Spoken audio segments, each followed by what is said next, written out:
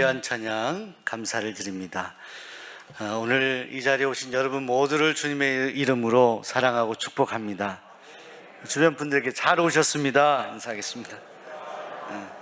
잘 오셨습니다. 여러분 잘 오셨어요. 여기까지 오시느라 얼마나 힘드셨습니까? 교회 문턱을 넘어온다는 것은 참으로 힘든 일입니다. 그러나 우리는 우리의 힘으로가 아니라 하나님의 은혜로 우리에게 힘 주시는, 그 마음 주시는 하나님의 은혜로 여기에 이렇게 앉아 있는 것입니다. 오늘 여러분들이 이렇게 새롭게 만나게 되는 우리 새가족 성도님들, 우리가 만나게 될 것입니다. 세상에는 참 많은 만남이 있습니다. 지하철에서 어떤 사람과 이렇게 앉아서 마주보고 눈을 이렇게 바라보며 앉아서 만난 것도 만남이라고 할 수 있어요. 또 길에서 이렇게 옷깃을 스치면서 지나가는 사람도 잠시 만났다라고 우리는 말을 할 수 있을 겁니다. 어떤 사람과 오랫동안 한 자리에서 대화하며 깊이 있게 그렇게 서로 교제하며 만나는 그 만남만이 만남이 아니라 아주 짧은 시간 스쳐 지나가는 만남까지 포함하면 우린 참으로 많은 만남들을 하고 살아갑니다.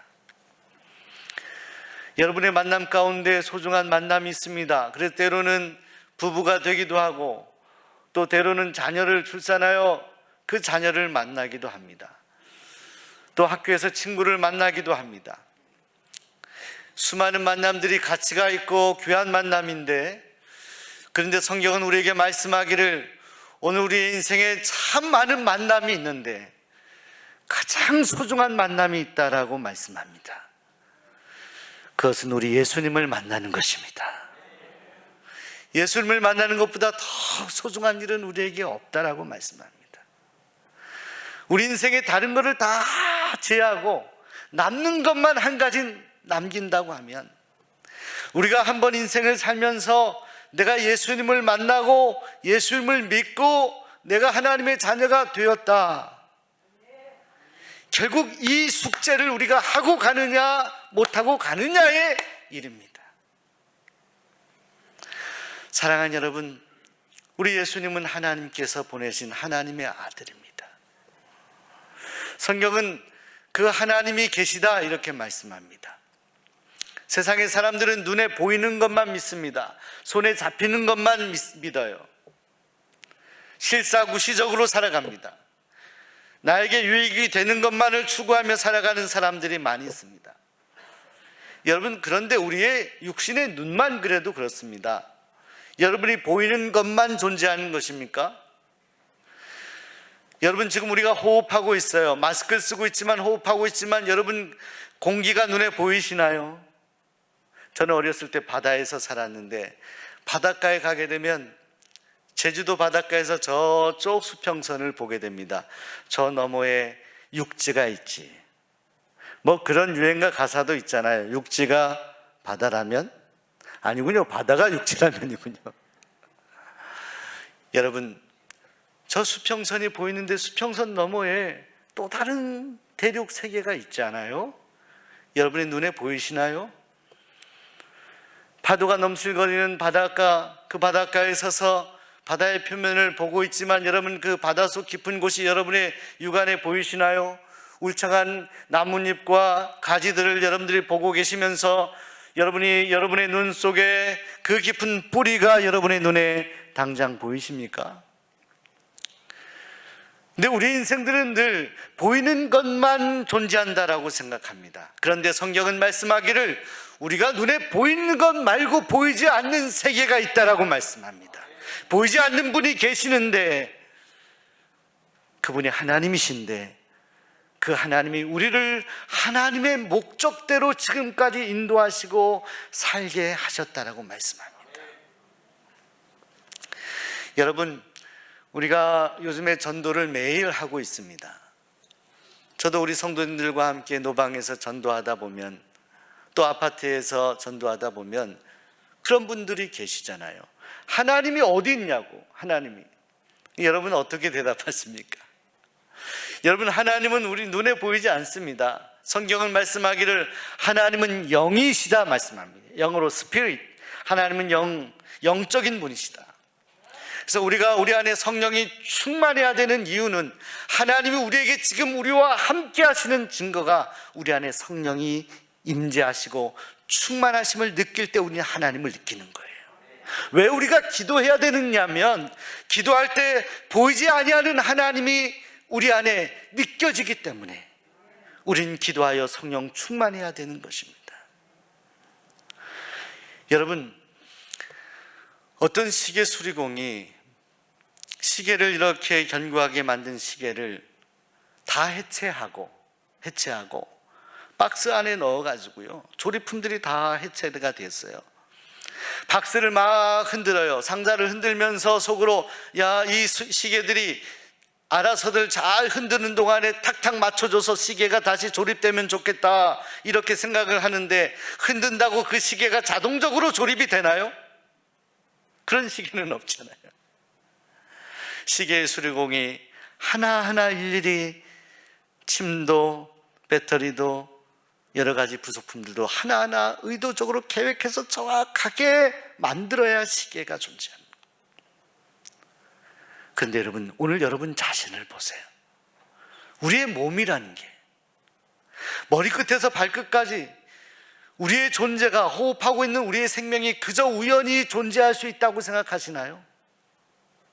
생명이 그렇게 존재할 수 있다고 생각하십니까? 그렇게 우연히 만들어질 수 있다고 생각하십니까? 그런 과학적인 가설들을 여러분들 믿으십니까? 그것을 믿기가 더 어려워요. 우리가 호흡하고 생명하고 살아가고 있다는 것은 누군가 우리를 만드신 분이 계시다라는 거예요. 우리를 계획하고 의도적으로 꼼꼼하게 우리를 만드신 분이 계시다. 그분이 성경에서는 그분이 바로 하나님이시라 말씀합니다. 그 하나님이 우리의 생명을 시작하시고 우리를 만드셨다라는 것입니다. 태초에 하나님께서는 아담과 하와를 만드셨습니다. 그들을 축복하셨습니다. 또 그들이 살아가는 에덴 동산에서 그들이 다른 것을 다 누리도록 하나님은 허락해 주셨습니다. 그런데 이 에덴 동산에서의 비극이 생깁니다. 하나님께서 너희들이 다 누려도 좋은데 하나만은 꼭 지켜야 된다라고 말씀했어요. 그것은 선악과를 너희가 먹어서는 안 된다는 거예요. 그런데 아담과 하와가 이런 하나님의 명령을 불순종합니다. 그것을 먹어버리고. 여러분, 이것을 원죄라고 합니다. 영어로 오리지널 신이라고 합니다. 이게 인간의 근본적인 죄가 되었어요. 이 근본적인 죄의 내용은 뭐냐? 이건 불순종이에요. 불순종. 하나님은 하지 말라고 했어요. 근데 그들은 하나님의 명령을 어기고 불순종했어요. 이것이 우리 인생의 비극이 시작이 되었습니다. 아담과 하와 이후에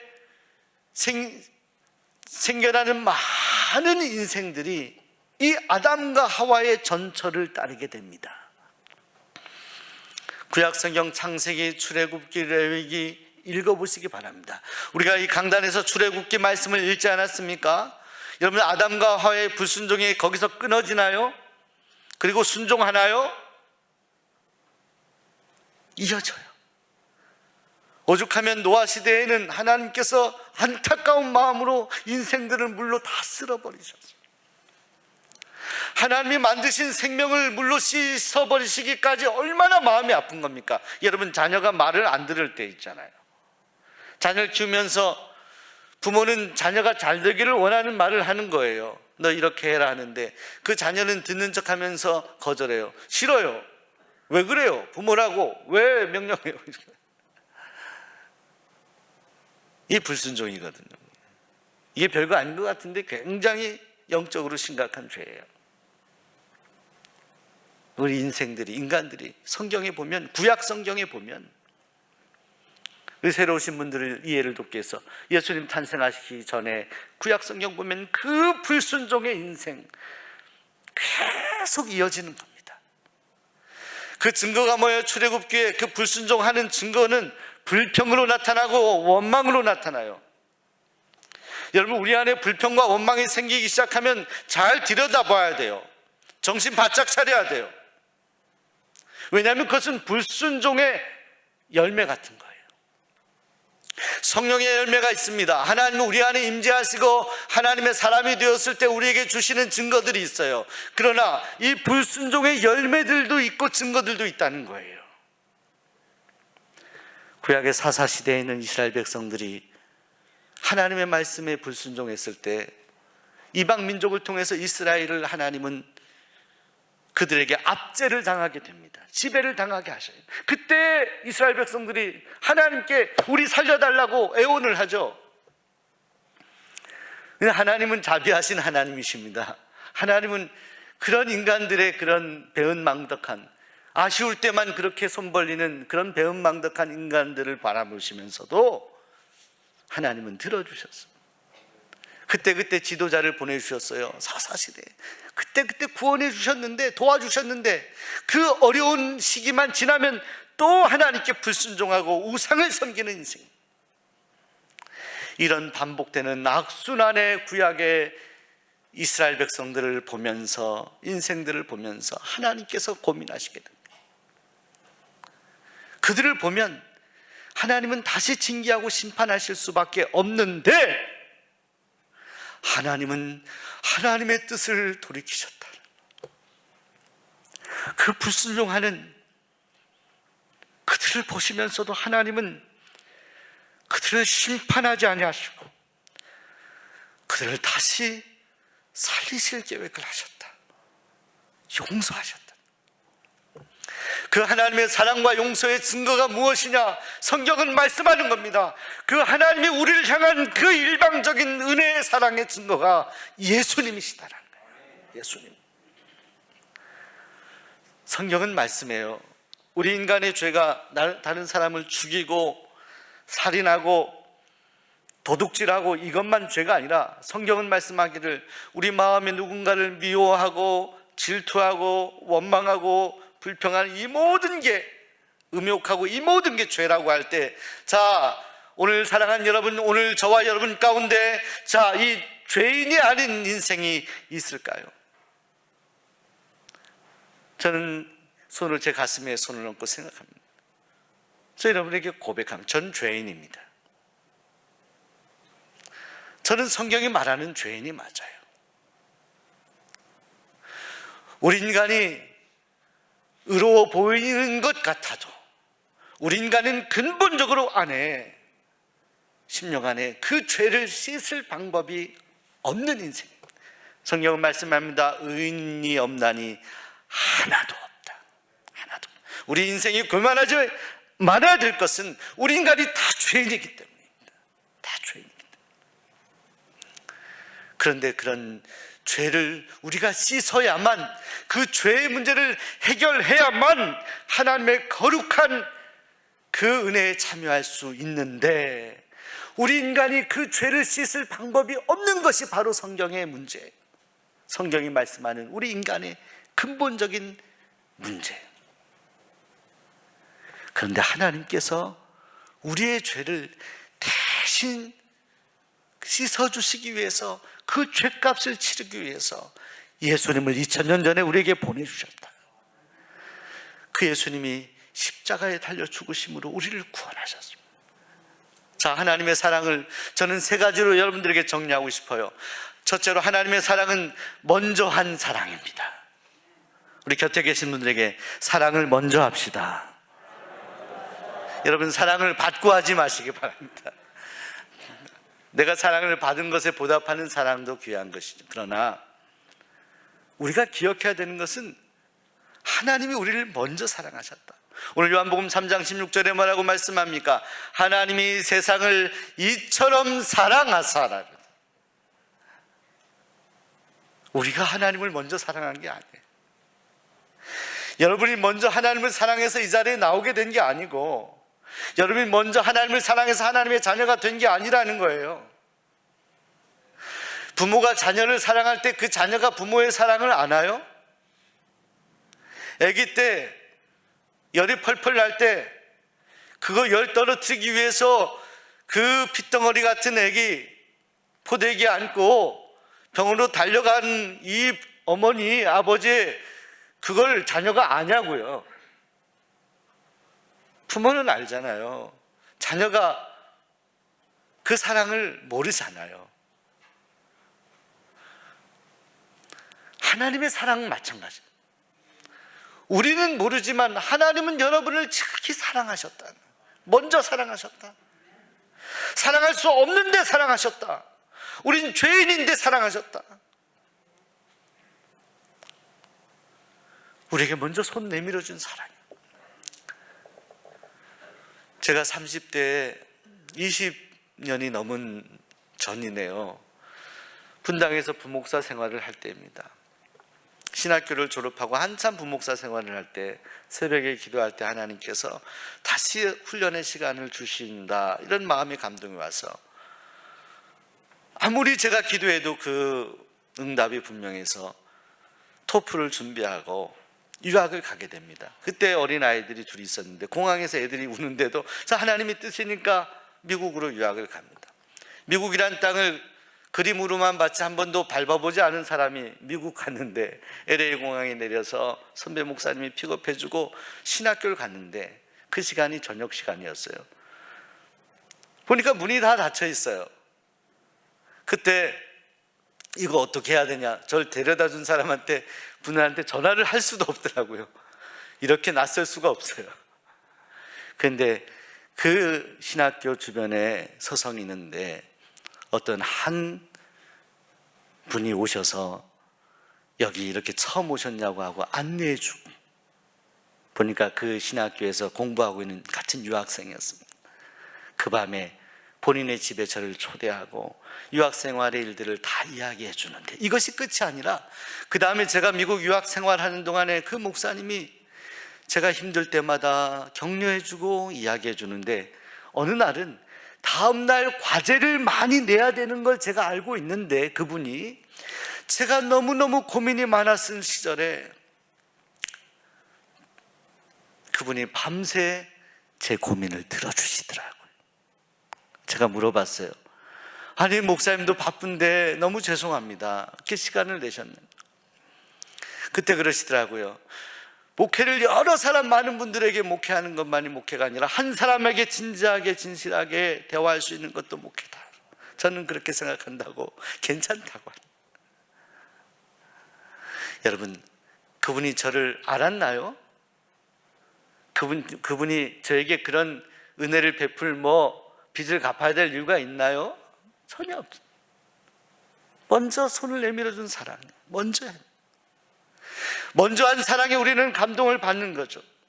자, 그런데 우리 인생 가운데 많은 사람들 우리에게 손을 내밀어 주고 우리에게 사랑을 베풀어 주었다고 생각합니다. 우리의 부모님으로부터, 친구들로부터, 주변인들, 사람들로부터 사랑을 받았다고 생각합니다.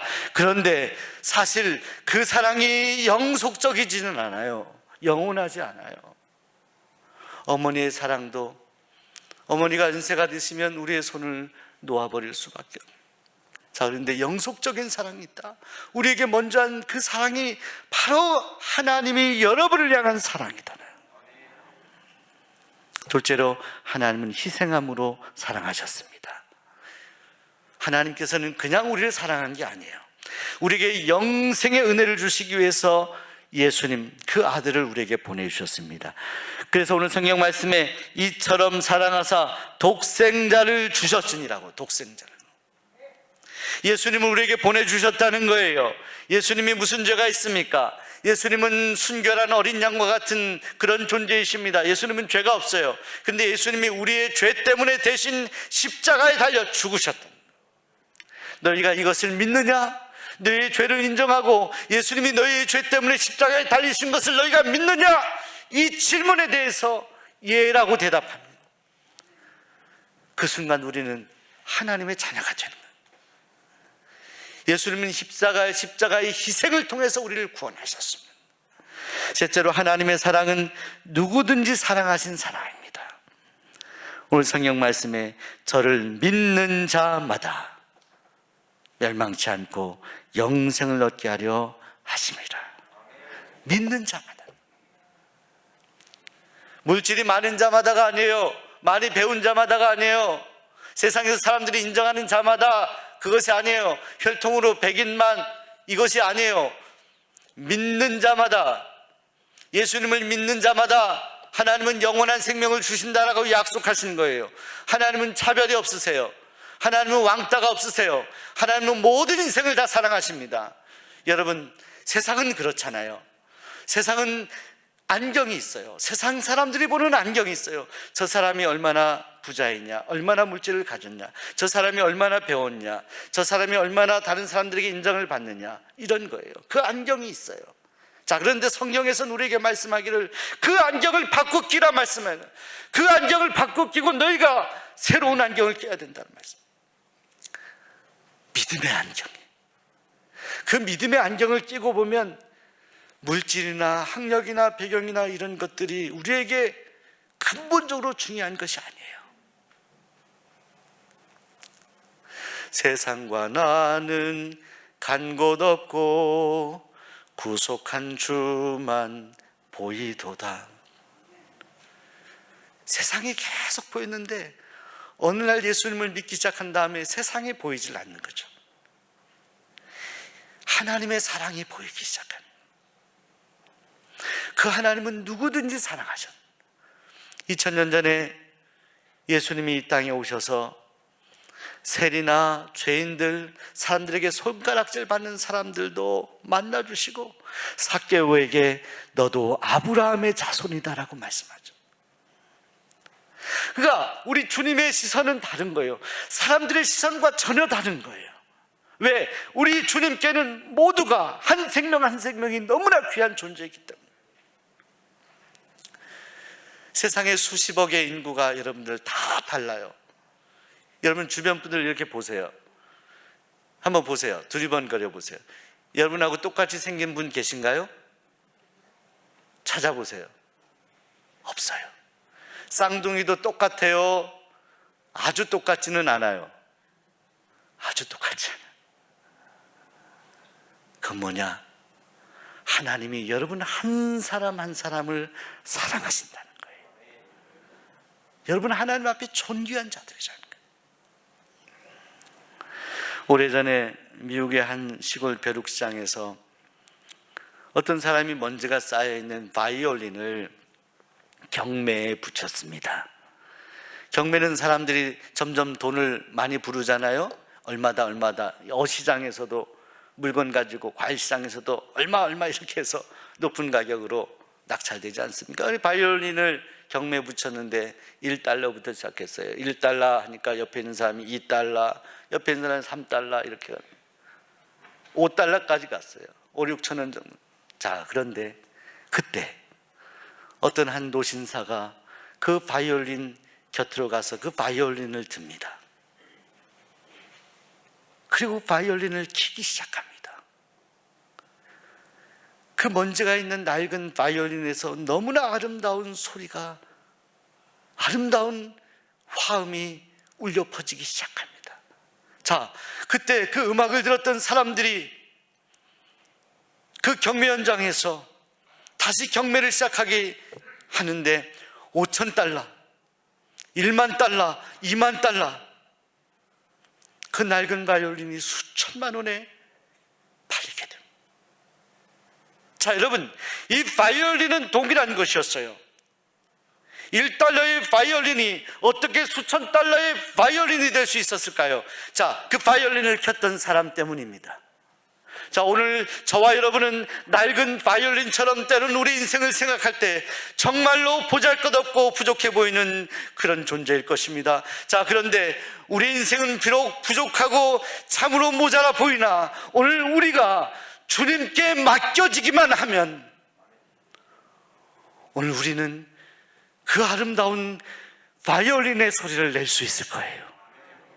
오늘 우리는 오늘 우리 자신 때문에가 아니라 오늘 우리를 다스려 주시고 우리를 만들어 주시고 우리를 품에 안아 주시고 우리의 존재를 켜 주시는 예수님 때문에, 그 예수님 때문에 가치 있는 존재가 되는 것입니다.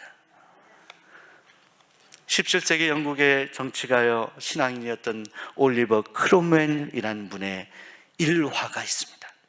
이분은 전쟁을 많이 했어요. 전투 현장에 많이 나갔던 사람입니다. 근데 그가 한 번은 전투 현장에 나갔는데 말을 타고 가다가 탕 하는 소리를 듣게 됩니다. 가슴에 총알을 맞게 돼요. 순간 말에서 떨어지게 돼요. 떨어지면서 순간 여러분 다쳤을 때 느끼잖아요.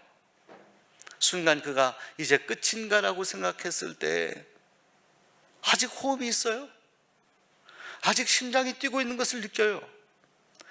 가만히 보았더니 총탄이 분명히 가슴에 와서 자기를 쳤는데 그 가슴 안에 보았더니 그 총알이 자기가 늘 전투에서도 늘 읽고 기도하면서 읽었던 성경책에 꽂혀 있어요. 성경책에 그 총탄이 박혀 있는 것을 보게 되는데 그 총알이 박혀 있었던 바로 그 자리에 성경 구절에 이런 말씀이 있었습니다. 전도서 12장 1절의 말씀. 너는 청년의 때 너의 창조주 하나님을 기억하라. 하나님을 기억하라. 전투 현장에서도 하나님께 기도하고 예배하였던 말씀 보았던 이 크로멜 가슴 속의 성경책이 그의 생명을 살렸던 것입니다. 자, 오늘 이 시대는 어떤 시대입니까? 총알이 빗발치는 시대. 참으로 어려운 시대입니다. 코로나가 언제 끝날지 모르는 시대입니다.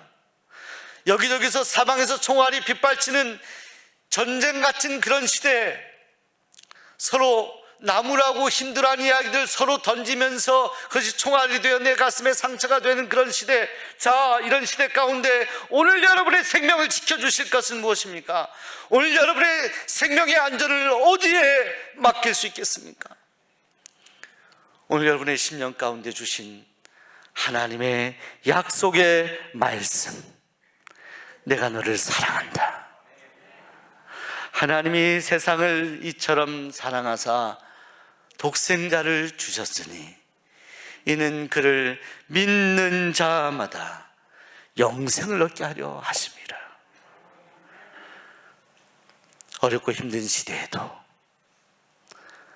오늘 하나님은 여러분을 여전히 사랑하고 계시고 하나님은 여러분을 그 빗받치는 총알 속에서도 보호하시고 인도하실 것입니다. 기도하겠습니다. 하나님,